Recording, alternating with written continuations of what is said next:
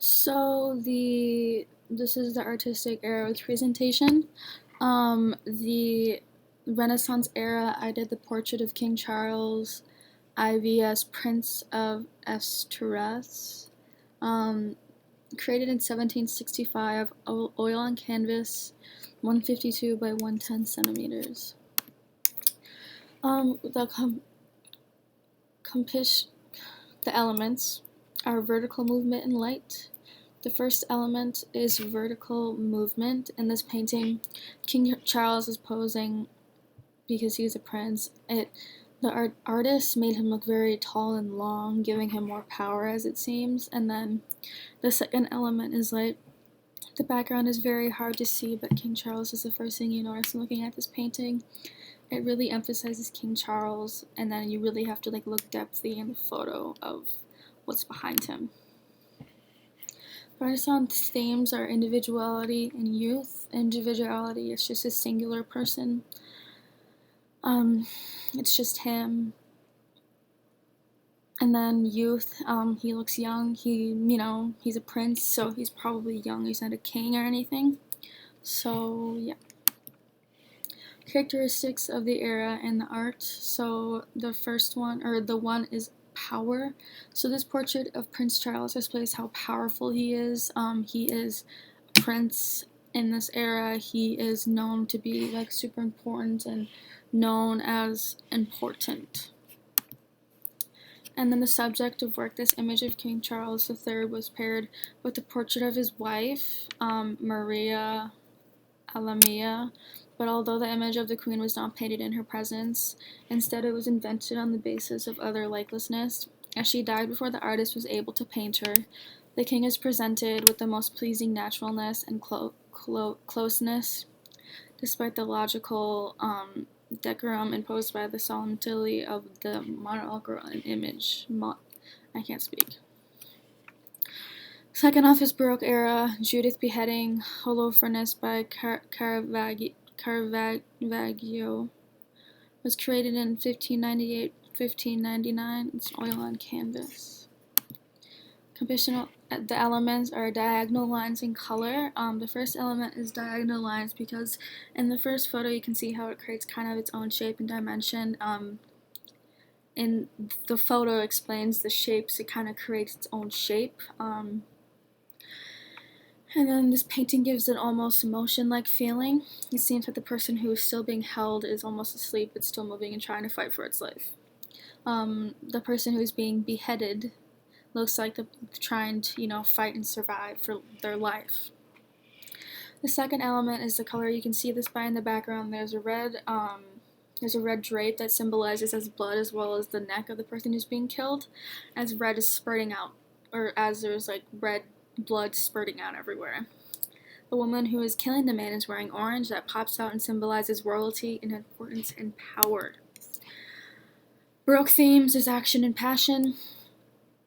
Baroque themes is an action, as you can see. There's someone being killed, and the woman looks very focused and determined to kill the person who is behind the woman. Let's start over. Baroque themes is action.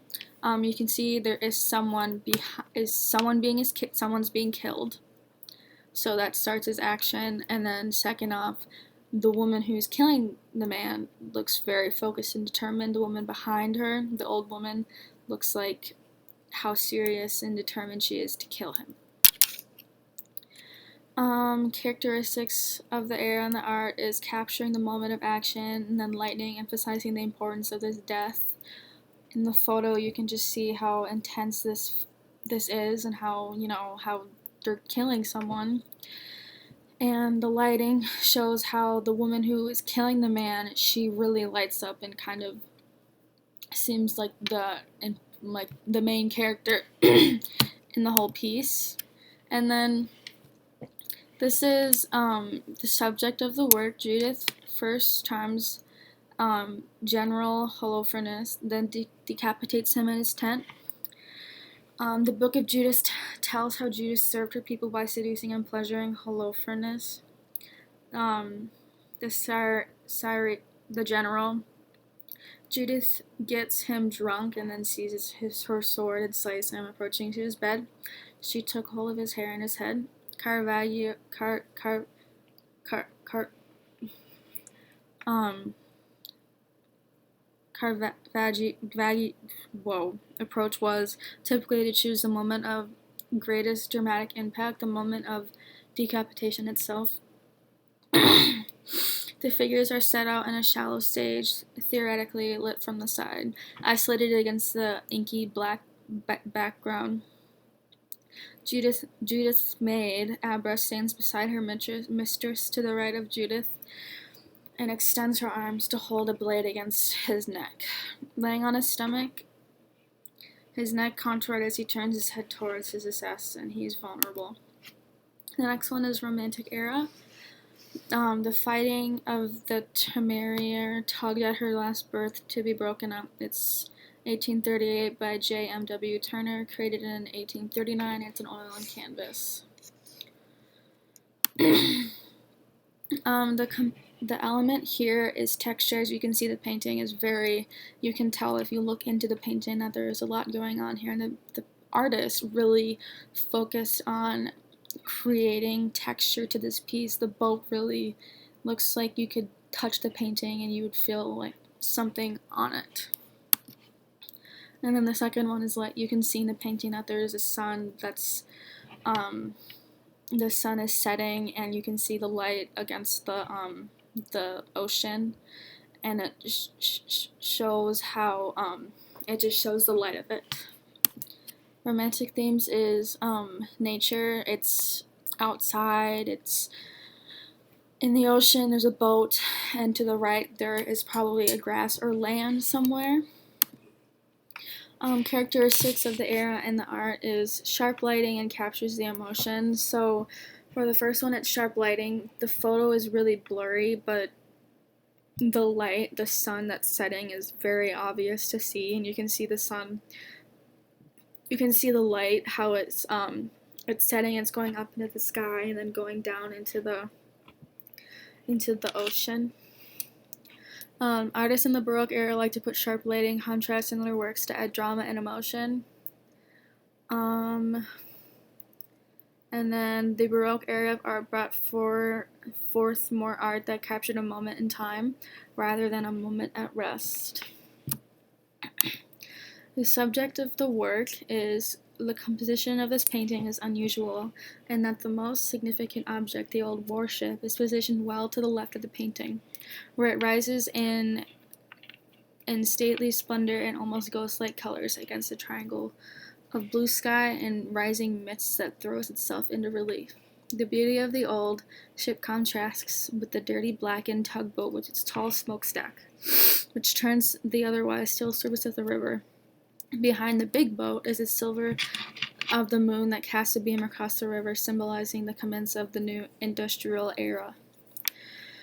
The immense of this heroic strength is that the main subject of the painting. It has been suggested that the ship stands for the artist himself, with an accomplished and glorious past, but now is his morality. The 20th century, it's American Gothic by Grant Wood. It's created in 1930, and it's an oil on canvas. The elements are color and light. The colors on the American Gothic are very bold. The primary colors that are used are blue, red, and yellow. The blue sky represents the start of the workday on the farm.